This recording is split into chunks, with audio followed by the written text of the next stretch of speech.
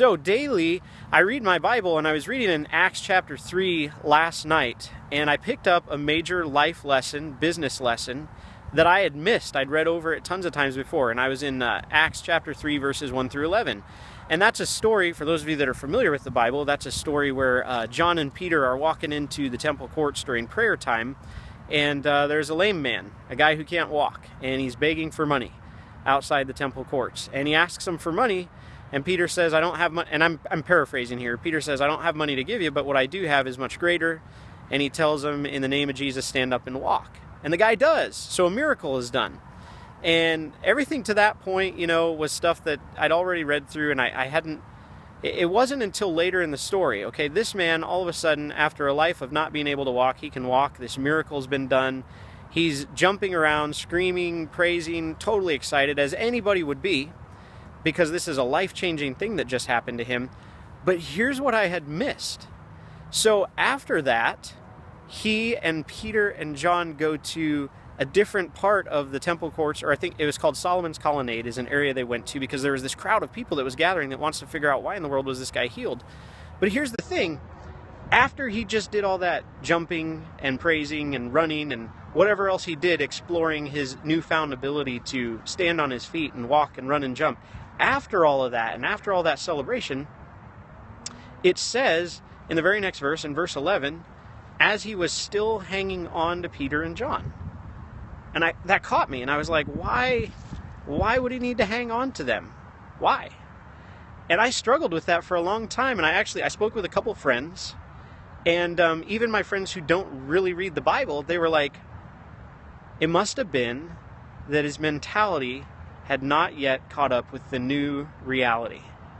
And then I thought about it a little bit further, and I thought, isn't that how we are?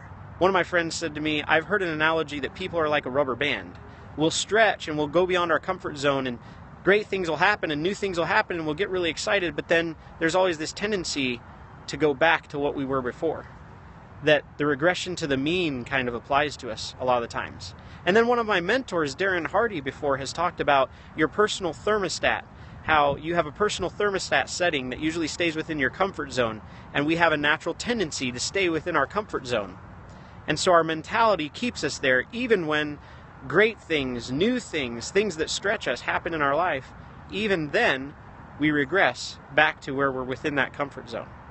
And the only way we can grow, and the only way we can get better, and the only way we can become more is not to be the rubber band, is not to keep that personal thermostat setting the same. We have to adjust our mentality to our new reality.